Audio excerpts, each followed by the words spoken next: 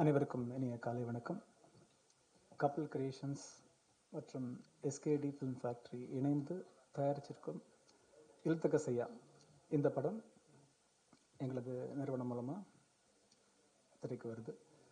இந்த படம் பற்றி சொல்லணும்னா, அந்த கம்பெனிலே இருக்குது கப்பல் கிரியேஷன்ஸ். இவங்க 2 பேரும் சேர்ந்து இந்த படத்தை தயாரித்து இயக்கி நடித்து பண்ணியிருக்காங்க. இது ஒரு புதுமையான முயற்சி அப்படின்றத இன்னும் கொஞ்ச நேரத்தில் நீங்கள் படத்தோட விஷுவலில் பார்ப்பீங்க, படம் பார்க்க போகிறீங்க.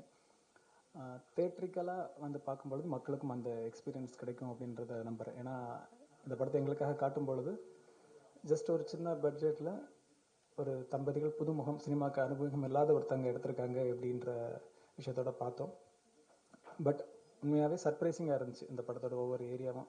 நம்ம இப்போது சில பெரிய ஹிட் படங்கள் இப்போ மென்ஷன் பண்ணி சொன்ன அந்த படத்தோட ட்விஸ்ட் ஓப்பன் ஆகும், அதனால் அதை முழுமையாக சொல்ல முடியல. பட் கண்டிப்பாக ஒரு சர்ப்ரைசிங்காக நம்மளை ஒரு விஷயம் இந்த படத்தில் கனெக்ட் பண்ணி என்கேஜிங்கை வச்சு நம்மளை என்டர்டெயின் பண்ணோம் அப்படின்றதுல தெளிவாக சொல்ல முடியும். தென் இந்த படத்தில் வெளியிடுவதற்கு மிஸ்டர் தனபால் அவங்க வந்திருக்காங்க.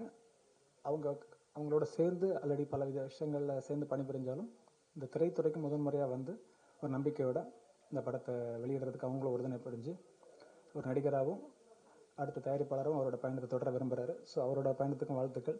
இந்த கப்பலுக்கு மனமார்ந்த வாழ்த்துக்கள்.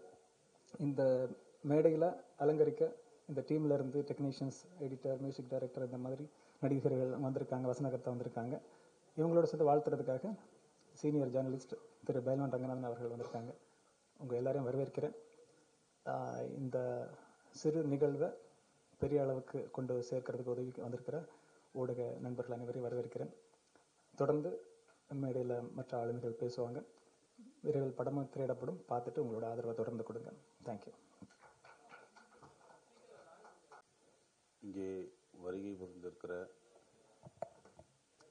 அனைத்து மீடியாக்களுக்கும், ரிப்போர்ட்டர்களுக்கும், மேடையில் அமர்ந்திருக்கும் நாயகன், நாயகி அவர்களுக்கும் மற்றும் பாடலாசிரியர் அவர்களுக்கும், டிஸ்ட்ரிபியூட்டர் ஜென்னிசனன் அவர்களுக்கும், மேலும் இங்கே வருகை புரிந்திருக்கிற அனைவருக்கும் எனது முதற்கண் வணக்கத்தை தெரிவித்துக் கொள்கிறேன்.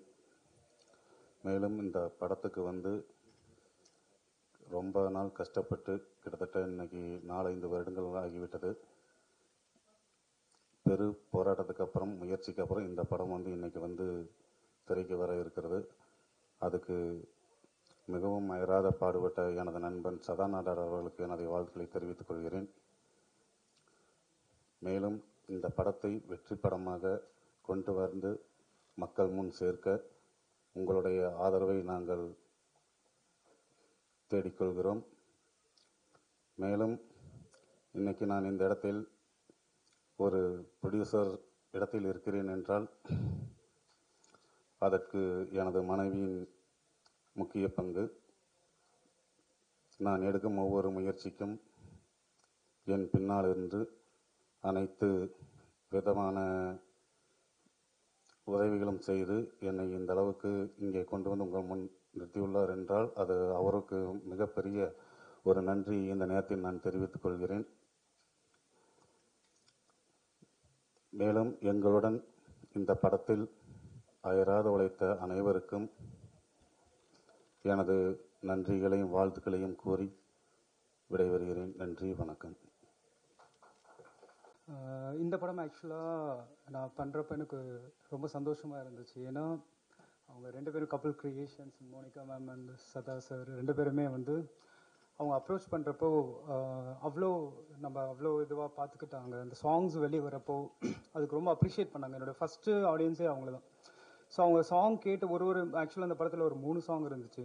3 சாங்கில் வந்து அவங்க ஒரு சாங் கூட வந்து எனக்கு இன்னும் பெட்டராக வேணும் அப்படிலாம் சொல்லல. இது போட்ட உடனே அந்த சாங்ஸ் அவங்களுக்கு ரொம்ப பிடிச்சி அவங்க அதில் ஒரு சாங் மேம் பாடியிருக்காங்க. ஸோ அது ரொம்ப நல்லா வந்திருக்கு. நீங்கள் ஃபஸ்ட் சாங் ஒரு 3 வெரைட்டியாக இருக்குது. அதுக்கப்புறம் ஒரு சாங் நான் பாடியிருக்கேன், ஒரு சாங் மேம் பாடியிருக்காங்க, ஒரு சாங் நிக்கில் மேத்யூ பாடியிருக்காங்க. ஸோ சாங்ஸ் எல்லாமே உங்களுக்கு எல்லாருக்கும் பிடிக்கும், ரொம்ப நல்லா வந்திருக்கு. கண்டிப்பாக வந்து இந்த படம் வெற்றி விழாவை நோக்கி செல்லும்னு நினைக்கிறேன்.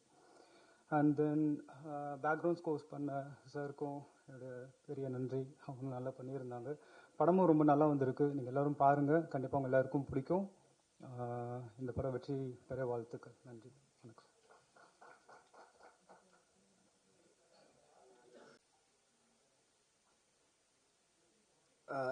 இப்படிப்பட்ட ஒரு சூழ்நிலையை நான் இது வரைக்கும் சந்திச்சதில்லை. இல்தக்க செய்யா இந்த தலைப்பு வச்சதுலேருந்து இதனுடைய தலையெழுத்து எப்படி வருமோ அப்படின்னு ஒரு பெரிய போராட்டத்தை சந்திச்சு தான் இந்த மேடையில் வந்து நிற்கிறாங்க இவங்க. இந்த படம் வெற்றி பெற உங்களுடைய ஆதரவு தான் எங்களுக்கு வந்து ஒரு பெரிய விஷயமா இருக்கும். 3 பாடல் எழுதியிருக்கேன் இந்த படத்தில். அதுக்கு ஒரு சிறந்த இசை அமைச்சு ஜான்சன் ஒரு நல்ல சாங்கை கொடுத்துருக்காரு.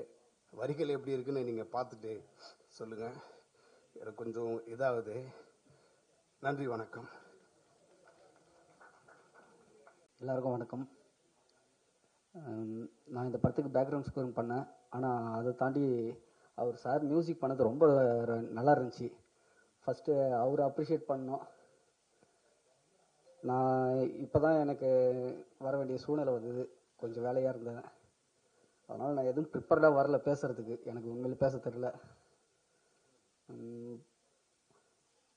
படம்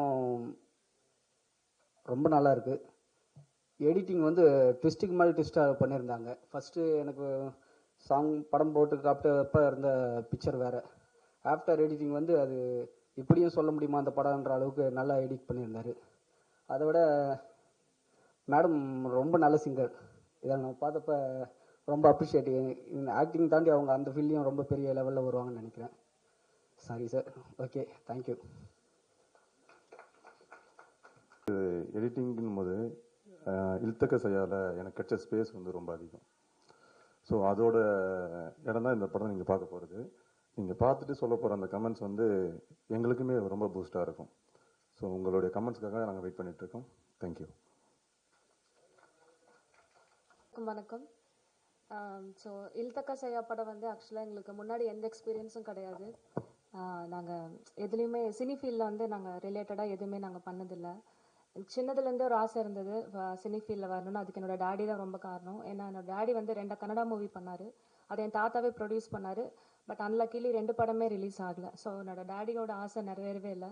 ஸோ எனக்கு குழந்தையிலேருந்தே எப்படியாவது சினி ஃபீல்டில் வந்துடணும் அப்படின்னு ஒரு ஆசை இருந்துகிட்டே இருந்தது. அது கடைசியில் வந்து என்னோட ஹஸ்பண்ட் மூலியமாக தான் எனக்கு நிறைவேறியிருக்கு. சதா நாடார், தேங்க்யூ ஸோ மச் தங்கம். ஏன்னா அவர் இல்லை அப்படின்னா எனக்கு இந்த பிளாட்ஃபார்மே ஆக்சுவலாக கிடச்சிருக்காது. ஏன்னா எத்தனையோ பேர் வந்து அட்லீஸ்ட் ஒரு சீனில் நம்ம வர முடியுமா, ஒரு சிங்கிள் டயலாக் நம்மளுக்கு கிடைக்குமா அப்படின்னு வந்து இன்னுமே கோடி பேர் எங்கிட்டு தான் இருக்காங்க. ஸோ வந்து எனக்கு முதல் படம் அதை நாங்களே தயாரித்து நாங்களே இயக்கி நாங்களே நடிச்சிருக்கோம். அதுக்கு வந்து ஃபஸ்ட்டு நான் தேங்க்யூ சொல்லணும் அப்படின்னா ஹஸ்பண்ட் தான் நான் ரொம்ப தேங்க்யூ சொல்கிறேன். அதுக்கப்புறம் இந்த படத்தில் ஒர்க் பண்ண எல்லா டெக்னீஷியன்ஸுமே வந்து ரொம்ப சப்போர்ட்டிவாக இருந்தாங்க. எல்லாம் ரொம்ப ஃப்ரெண்ட்லியாக இருந்தாங்க. ஸோ ஃபஸ்ட்டு வந்து சுதந்திரன் சாருக்கு வந்து நான் ரொம்ப தேங்க் பண்ணிக்கிறேன். நான் எல்லா பாட்டுமே ரொம்ப சூப்பராக எழுதியிருக்காரு. கேட்டிங்கன்னா உங்களுக்கு கண்டிப்பாக பிடிக்கும். தென் மியூசிக் டைரக்டர் இஜே ஜான்சன், அப்புறம் பேக்ரவுண்ட் ஸ்கோர் மியூசிக் பண்ணார் சுரேஷ் சர்மா சார். அதுக்கப்புறம் எடிட்டிங் ஒரு பெரிய பலம் தான் பரணி சார். அப்புறம் வந்துட்டு டிஓபி மனோகுமார். ஸோ ஒவ்வொருத்தரும் வந்து நம்ம தனித்தனியாக வந்து சொல்லணும் அப்படின்னா எல்லாருமே வந்து புதுமுகங்கள் தான். இஜே ஜான்சன் தவிர வேறு யாருமே எந்த மூவிஸ்லையும் பெருசாக ஒர்க் பண்ணி பெருசாக ப்ரொஜெக்ட் ஆனது இல்லை. ஸோ எல்லாத்துக்குமே இது ஒரு நல்ல பிளாட்ஃபார்மாக அமையும் அப்படின்னு நம்புகிறேன். படம் பாருங்கள், உங்களுக்கு எல்லாத்துக்கும் கண்டிப்பாக பிடிக்கும். Thank you so much.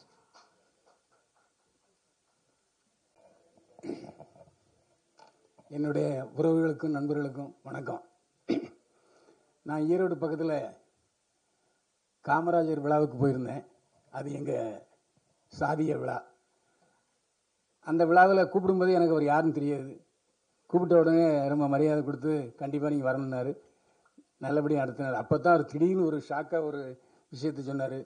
நாங்கள் ஒரு படம் பண்ணியிருக்கோன்னாரு. ஏன் அவனுக்கு இந்த வேலைன்னு கேட்டேன். நம்ம அவருடைய தொழில் வந்து தேங்காய் வாங்கி அதை வெளி மாநிலங்களுக்கு அனுப்புறது தான். நல்ல காசு, அதாவது நல்ல காசு. அங்கே அவருடைய நண்பர் வட்டாரமும் ரொம்ப விரிஞ்சு இருந்தது. அப்போ நான் சொன்னேன், இந்த மாதிரி சினிமா இப்போ ரொம்ப மோசமான சூழ்நிலை இருக்குது, நீங்களே படம் எடுத்து நீங்களே தியேட்டருக்கு காசு கொடுத்து தான் படத்தை ரிலீஸ் பண்ணணும் அப்படின்னு சொன்னாங்க. ஆனால் அப்போ அவர் வந்து என்னுடைய மனைவியின் தயாரிப்பாளர்னு சொன்னார். ஆனால் அந்த டீட்டெயில் இப்போ தான் அவங்க சொன்னாங்க. அதாவது அவங்க அப்பா வந்து தயாரிப்பாளர், 2 படம் எடுத்தார், 2 படமும் ரிலீஸ் ஆகலைன்னு. அதனால் அவருடைய கனவு படமாக இது இருக்கும். அவங்க நடுவில் காதலித்து தான் கல்யாணம் பண்ணிட்டாங்க. ஆனால் அந்த விழாவுக்கு அவங்க வந்தாங்களான்னு எனக்கு தெரியல. ஆனால் அந்த விழாவை ரொம்ப சிறப்பாக நடத்தினார். இதில் எனக்கு ஒரு முக்கியமான விஷயம் என்னென்னா, ஏன்னா யாருக்குமே என்னுடைய நண்பர்கள் வந்து கண்டென்ட்னு சொன்னாங்க. இப்போ அவர் துணிச்சலாக தன்னுடைய ஜாதி பேரை பின்னால் போட்டுக்கிட்டார். சதா நாடார், ஆமாம் நான் இந்த ஜாதி சேர்ந்தவன்ட்டு. ஆனால் இன்னைக்கு பலர் படம் எடுத்துக்கிட்டு இருக்காங்க. சாதிய படம் எடுப்பாங்க, ஆனால் அவங்க சாதியை போட மாட்டாங்க. அப்போ சாதியை போடுவதற்கு வெக்கமா? உன் சாதியை சொல்றதுக்கு வெக்கம்னு சொன்னால் எதுக்கு சாதி படம் எடுக்கிற? இதான் என்னுடைய கேள்வி. அந்த போல்ட்னஸ், அந்த தைரியம் எனக்கு எங்கள் வீட்டு பக்கத்தில் ஒருத்தர் கிருஷ்ண பறையனார்னு கிளீனாக போட்டார். அவர் ஒரு கட்சி நடத்தினார். எனவே உங்களுக்கு துணிச்சல், உங்கள் சாதியை சொல்வதற்கு உங்களுக்கு துணிச்சல் இல்லை என்றால் நீங்கள் எதுக்கு உங்கள் சாதியை வச்சு படம் எடுக்கிறீங்க? தயவு செஞ்சு ஜாதிய படம் எடுக்காதீங்க. அதுதான் சொல்கிறேன். இது அவர் ஜாதிய படம் இல்லை. அவர் ஏன்டே முதல்ல என்கிட்ட சொல்லிட்டாரு, இது ஜாதிய படம் இல்லை, இல்தக்கா செய்யா காதல் ஆசை. ஏன்டா அவர் லாட்ஜில் இருக்கும்போது அந்த படத்தை பற்றி நிறையா பேசினார். இதில் எனக்கு பிடிச்சது வந்து பரணி செல்வன் தான். எந்த ஒரு மொக்க படத்தையும் கரெக்டாக அதை நமக்கு பிடிச்ச மாதிரி கொண்டு போய் சேர்க்கறது எடிட்டர் தான். அந்த வகையில் பரணி செல்வத்தை பாராட்டினேன். அதே அவங்க சொன்னாங்க, இது முதல்ல எனக்கு வரும்போது படம் மாதிரி தெரியல, அப்புறம் எடிட்டிங் பண்ணதுக்கப்புறம் வேற ஒரு படம் மாதிரி எனக்கு தோணுச்சுன்னு. இது எனக்கு ஒருதலை ராகத்தில் இப்ராஹிம் அவர் தான் அந்த படத்தின் தயாரிப்பாளர். அவர் 100 முறை வந்து ப்ரிவியூ ஷோ போட்டார் அந்த ஒருதலை ராகம் படத்தை. அப்போ தம்பிங்கிற ரவீந்திரெல்லாம் பின்னாடி நின்றுட்டு இருந்தாங்க.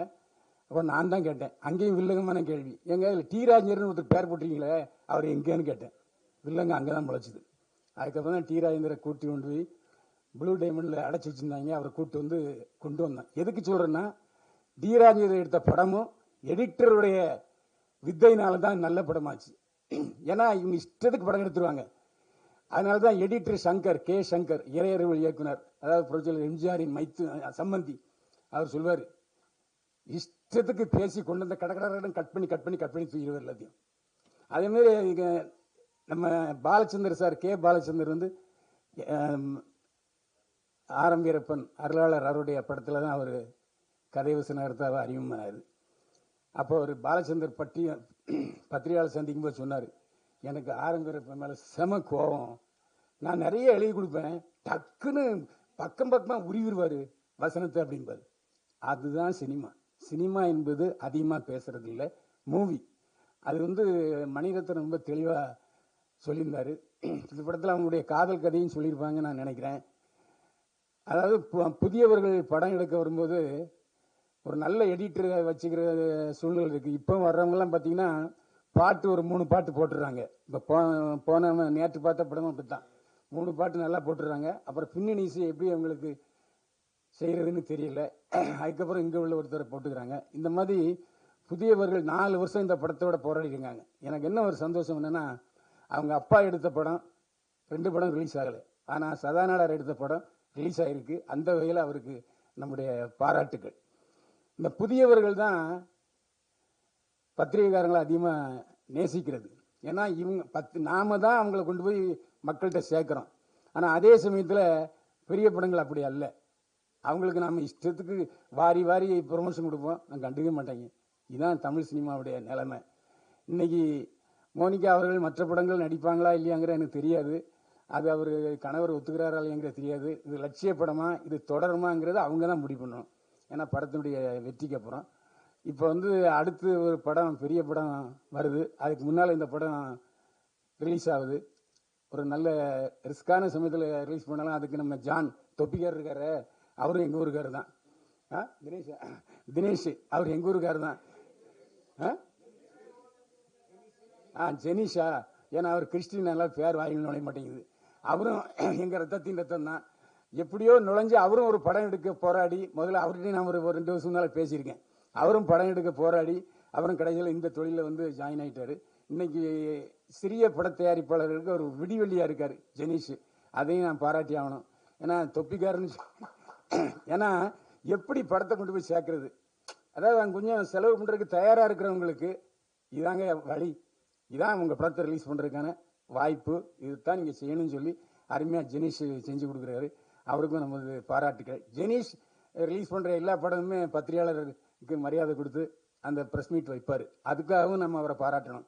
ஏன்னா தயாரிப்பாளர் எவ்வளவோ செலவு பண்ணாலும் சரி, இதுதான் முக்கியமான செலவுன்னு சொல்லி வற்புறுத்தி நிர்பந்தப்படுத்தி அதை பண்ணுறாரு. இங்கே அருமையாக தொகுத்து வழங்கினாங்க நம்ம கவிதா மேடம், பத்திரிகையாளர் சங்க தலைவி. அவங்களும் நம்முடைய பாராட்டுகளை தெரிவிக்கணும். ஏன்னா அவங்க பேரை சொல்லலாம் அவங்களும் கஷ்டப்படுவாங்க. கஷ்டப்பட மாட்டாங்க. ஏன்னா அவங்க என்னுடைய உறவு, அதனால கஷ்டப்பட மாட்டாங்க. எதுக்கு இது சொல்கிறேன்னா, இந்த மாதிரி சின்ன படங்களை நாம் இன்னும் கொஞ்சம் ப்ரெஷர் எடுத்துட்டு, இன்னும் சிரத்தை எடுத்து, நம்ம ரிலீஸ் ஆகிற ஒரு நாளைக்கு முன்னாலேயே விமர்சனம் பண்ணோம்னாக்கா ஒரு 100 பேர் தியேட்டருக்கு வர்றதுக்கு வாய்ப்பாக இருக்கும். இந்த மாதிரி சின்ன படங்களுக்கு நம்முடைய பிஆர்ஓ சரவணன் இருக்கார, அவர்கிட்ட சக்தி இருக்குது. அதாவது எனக்கு என்னென்னா, ஒரு 2 தினசரி பத்திரிகைகள் பெரிய, நான் பேர சொல்ல விரும்பல, 2 பெரிய பத்திரிகைகளில் சக்தி சரவணன் பிஆர்ஓ செஞ்சால் மறுநாளே வந்துடும். வேற பெரிய படம் எது கூட 2 நாள் கழிச்சு தான் வரும். சக்தி சரவன்ட்டு அந்த ஒரு பவர் இருக்குது, அந்த சக்தி இருக்குது. அதாவது மறுநாளே 2 பெரிய தினசரி பத்திரிகைகளில் இந்த படத்துடைய விமர்சனத்தை கொண்டு வர வச்சிருவாரு. அதுக்காக அவருடைய நான் பாராட்டுகள். இப்போ சோறு காத்திருக்கு, சோறு சாப்பிட போகணும். அதனால் அதிகமாக பேச விரும்பலை, கண்டென்ட் கொடுத்துட்டேன்னு நினைக்கிறேன். நன்றி, வணக்கம்.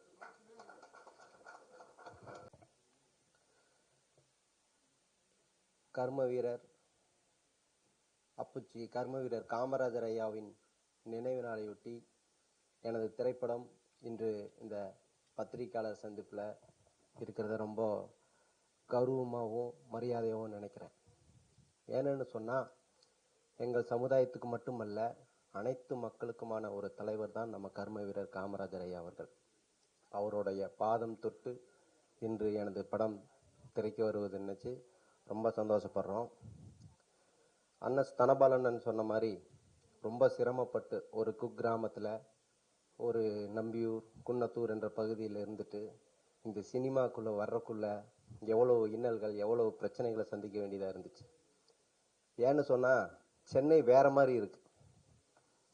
சென்னை சினிமாக்குன்னு வந்தால் சென்னை எங்களுக்கு வேற ஒரு பிம்பத்தை கொடுக்குது. யாரை நம்புறது, யாரை நம்பி போகலாம், என்ன பண்ணலாம் அப்படிங்கிறது. ஒருத்தரை போய் அப்ரோச் பண்ணும்போது ரொம்ப அப்படி இப்படின்னு எல்லாம் சொல்லி எல்லாம் பண்ணி நாம் ஒரு பணத்தை இழக்க வேண்டிய சூழல் ஏற்படுது. இந்த படத்தை எடுத்து முடிக்கிறதுக்கு முன்னாடி நான் ஒரு 2 கோடி ரூபா விட்டுருக்கேன் இந்த சினிமாவில். யோசிச்சு பார்த்தேன், இந்த சினிமாவில் மட்டும்தான் மறுபடியும் எடுக்கணும்னு சொல்லி இந்த படத்தை எப்படியாவது ரிலீஸ் பண்ணி நானும் ஒரு ப்ரொடியூசர், நானும் ஒரு நடிகர், நானும் ஒரு டைரக்டர்னு உருவாக்கணும்னு சொல்லிட்டு இந்த படத்தை நாங்கள் இன்னைக்கு ரிலீஸ் பண்ணுறதுக்கு இன்னைக்கு இந்த இடத்துக்கு வந்து நின்றுருக்கிறோம். எல்லாரும் சினிமாவை படிக்கிறதுக்கு அந்தந்த வகுப்புக்கு செல்லுவாங்க, எல்லாம் போவாங்க. எனக்கு சினிமா 2 கோடி ரூபா செலவு பண்ணி நல்லா கற்றுக்கிட்டேன். இப்போ எனக்கு நல்ல ஒரு பாடத்தை, சரியான ஆட்களை இன்னைக்கு எனக்கு முன்னாடி நிறுத்தியிருக்கு. அது வரைக்கும் எனக்கு ரொம்ப சந்தோஷம். இந்த படத்தில் ஒரு 12-13 வருஷமா முதல்ல இருந்து எங்கிட்ட காசு பிடுங்காம, எந்த இடத்துலையும் எங்கிட்ட காசுன்னு கேட்காத ஒரே ஆள் என் கூட இருக்கிறாருன்னா இவர் தான், சுதந்திரன். ஒரு 13-14 வருஷமா என் கூட பயணிக்கிறார். ஆரம்ப காலத்தில் நான் சென்னைக்கு வரும்போது இருந்து இன்னைக்கு என் கூட தான் இருக்கார். இன்னைக்கு எதையும் கேட்க மாட்டார். அந்த மாதிரி ஒரு அன்பான ஒரு மனிதர். இந்த படத்தை எடுக்கிறதுக்கு எவ்வளவோ கஷ்டப்பட்டு, நான் ஒரு ஷூட்டிங் போகும்போதும் எந்த இடத்துலையும் ஒரு பணத்தை ரெடி பண்ணுறக்கா இருக்கட்டும், அதுக்கு முழுக்க உறுதுணையாக இருந்து, இதை எப்படி பண்ணலாம், இதை இப்படி செய்யணும், இதெல்லாம் இப்படி வரணும். எனக்கு கொஞ்சம் அவசரம். ஏன்னா நான் ஒரு கட்சி வச்சுருக்கேன். எதுலேயுமே அவசரம். இது போதும், இது வேண்டாம், இல்லை இது நிறுத்து அப்படின்னு எல்லாத்துலேயும் நான் என் ஒய்ஃபோட சண்டையாக தான் இருக்கும். டெய்லியும் சண்டையாக இருக்கும்.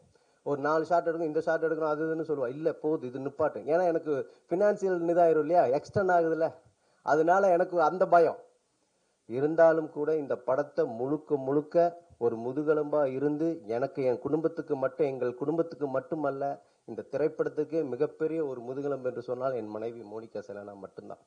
அதில் எந்த மாற்று கருத்தும் கிடையாது. அப்புறம் ஒரு ஃபுட்டேஜை நாங்கள் எடுத்துகிட்டு போனோம்.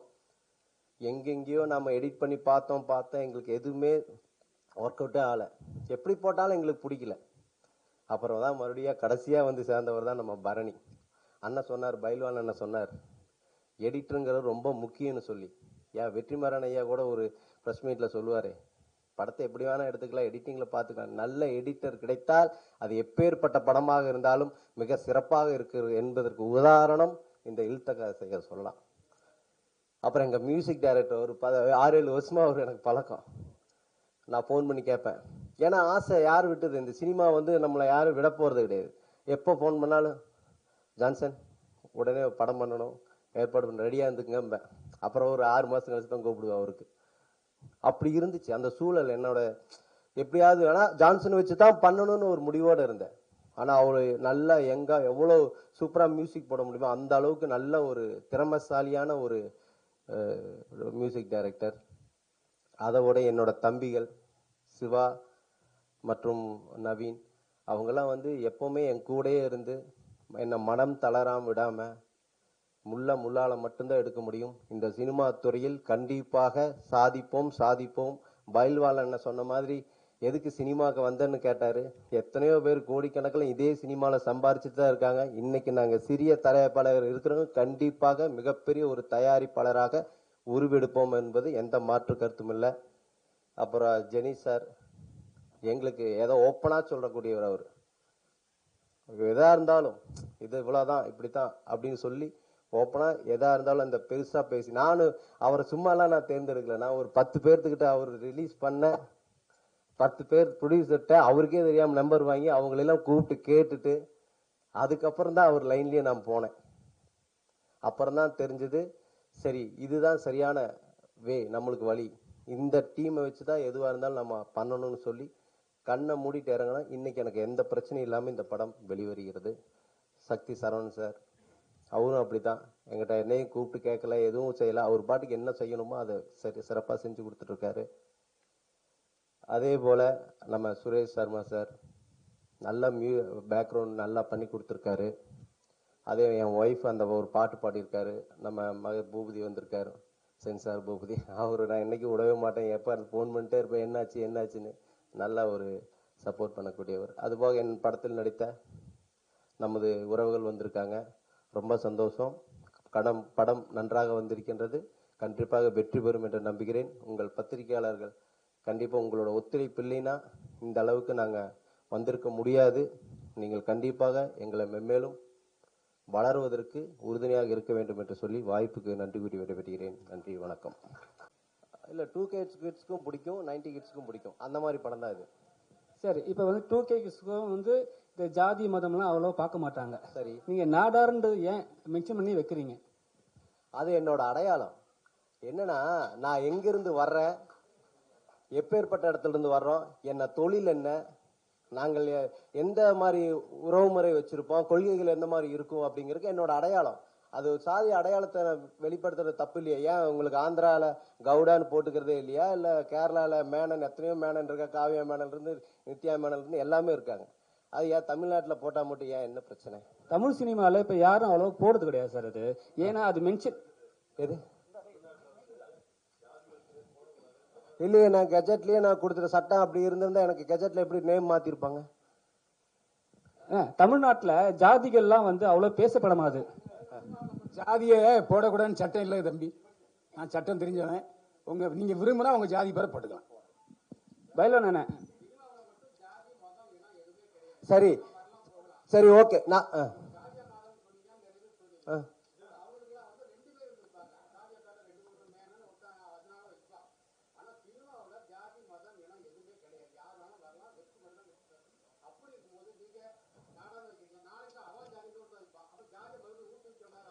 சரி, நான் என்ன சொல்றேன், இப்போ நீங்க தங்கலான்னு ஒரு படம் வருது, கர்ணன் ஒரு படம் வருது, அதெல்லாம் வந்து ஜாதிய படமா ஜாதி இல்லாத படமா?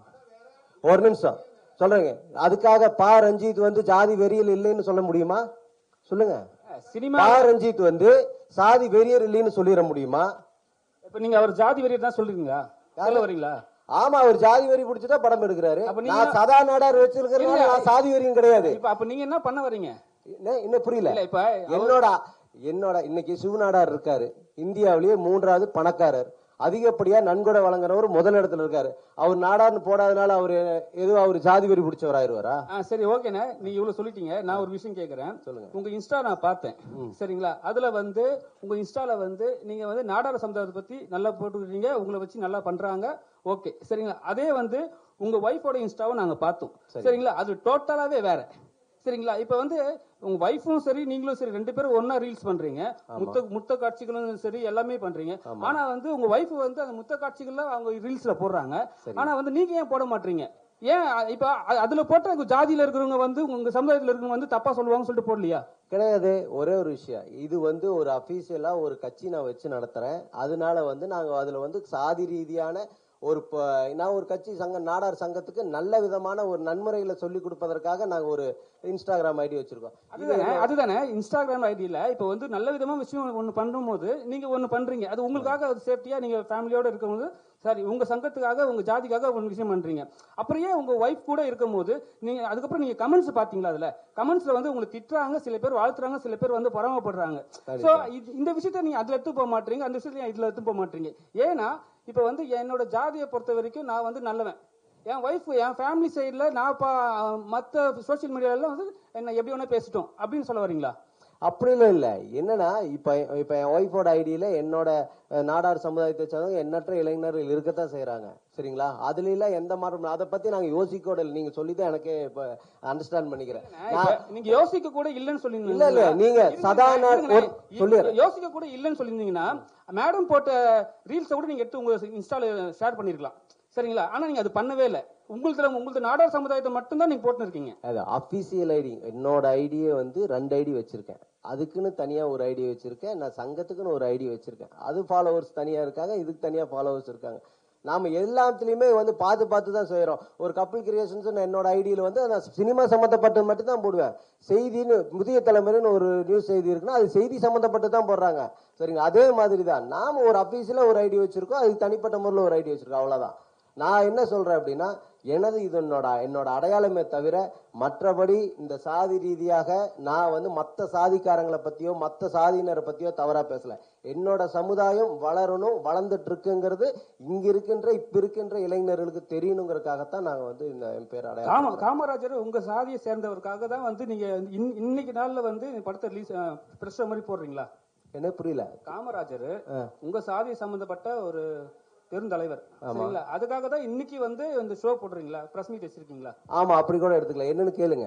காமராஜரை இன்னைக்கு அவர் ஒரு பொதுவான தலைவர் தான். ஆனா இன்னைக்கு கொண்டாடுறது நாடார் மட்டும்தான் கொண்டாடுறாங்க. எந்த விதத்திலையும் எந்த ஒரு பெரிய கட்சிகளோ பெரிய அரசியல்வாதிகளோ கொண்டாடுறது இல்லை. இது பெரிய தவறு. கொண்டாடுறது இல்லைன்னு சொல்லக்கூடாதுன்னா, இப்ப நீங்க பாத்தீங்கன்னா தெருவு அவர் போட்டோ வச்சிருக்காங்க. சரியா? சிறு சமுதாயத்தை கூட வச்சிருக்காங்க. அவர் இன்னைக்கு வந்து அவர் நினைவு நாளுக்காக எல்லாருமே மலர் தூவி வாழ்த்துறாங்க. நீங்க எப்படி வந்து உங்க சாதிய சமுதாயத்தை மட்டும்தான் கொண்டாடுறாங்க நீங்க சொல்றீங்க? அதுதான் உண்மை. இன்னைக்கு எங்க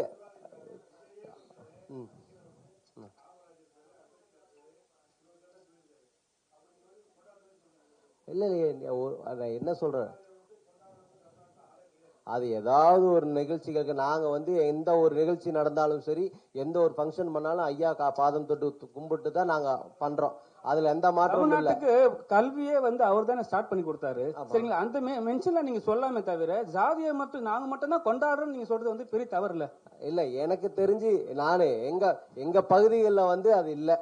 அரசியல்வாதிகள் வந்து ஐயாவோட கூட போறது இல்ல. நான் ஈரோடு. நீங்க சென்னை சிட்டிக்கு எப்போ வந்தீங்க? சென்னைக்கு வருவேன் மாசத்துல ஒரு முன்னாடி எப்ப வந்திருக்கீங்க? இதுக்கு முன்னாடி ஒரு 10 வருஷமா வந்துட்டு. 10 வருஷமா நீங்க பார்க்காத ஒரு விஷயத்த நீங்க வந்து சென்னையில நீங்க இப்ப வந்து நீங்க உங்க ஊர்ல வந்து நீங்க சொல்றீங்க. நீங்க பாருங்க, ஒரு 25 வருஷமாவே அவர் கொண்டாடி தான் இருக்காங்க. அரசு பள்ளியில எல்லாமே வந்து அவர் கொண்டாடுறாங்க. ஆனா நீங்க வந்து எங்க ஜாதி சமுதாயத்தை மட்டும்தான் அவர் நீங்க ஒரே விஷயம் சொல்றேன். இப்ப கடந்த ஒரு வருடத்துக்கு முன்னாடி இது ஐயாவோட நினைவிடம் வந்து எந்த நிலைமையில இருந்துச்சுன்னு உங்களுக்கு தெரியுமா? சொல்லுங்க. ரொம்ப கேவலமா இருந்துச்சு. ஆனா இங்க நம்ம மெரினால் இருக்கிற சமாதிகள் எப்படி இருக்கு, எங்க ஐயாவோட சமாதி எப்படி இருக்கு, இப்ப இருக்கிற இந்த வீடு இப்ப எந்த நிலைமையில, எல்லாமே எங்க நாடார் சமுதாயத்தை சார்ந்தவங்க தான் எல்லாம் கிளீன் பண்ணி ரெடி பண்ணாங்க. எங்க சங்க தலைவர்கள் தான் எல்லாம் பண்ணாங்க. சரி, இன்னைக்கு யார் மாலை போட தெரியுமா உங்களுக்கு? எதுங்க? அவர் வீட்டுல அவர் சிலைக்கு யார் மாலை போட தெரியுமா? இன்னைக்கு எல்லாம் போட்டாங்க. எங்க நாடார் சங்க மாலை போட்டாங்க. சொல்லுங்க. ஏங்க இதுல அதிகபட்சமா போடுறவங்க அந்த சாதியை சேர்ந்தவங்க, நாடா சாதியை சேர்ந்தவங்க தான். இப்போ அம்பேத்கருக்கு அடையாளம் இருக்கு, மனசாட்சியை தொட்டு சொல்லுங்க. அதே மாதிரி தேவருக்கு அடையாளம் இருக்கு. அதே மாதிரி தான் காமராஜருக்கும் அடையாளம் இருக்கு. புரிஞ்சுங்க. Okay sir, thank you. ஆமா, சரி, போடல, ஆதரிக்கல, கண்டிக்கலதா. அவரு பேர்ல பட்டம் போடல, நீங்க பட்டம் போட்டுக்கிட்டு நான் காமராஜ் நாடார் உங்க வாழ்க்கை வரலாறு. பிரதர், அவர் ஆரம்பத்துல ஈவே ராமசாமி நாயக்கர்னு கையெழுத்து போட்டது எங்கிட்ட இருக்கு. நீங்க விடுதலை ஆபீஸ்ல போய் பாருங்க.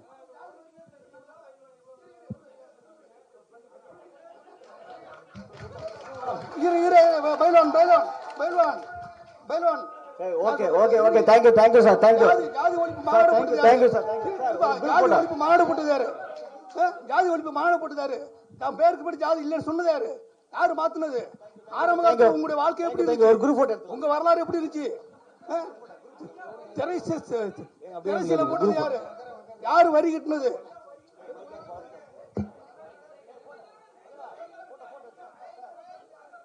குரு சார் குரூப் போட்டோ எடுத்துக்கலாம் அப்படியே வாங்க.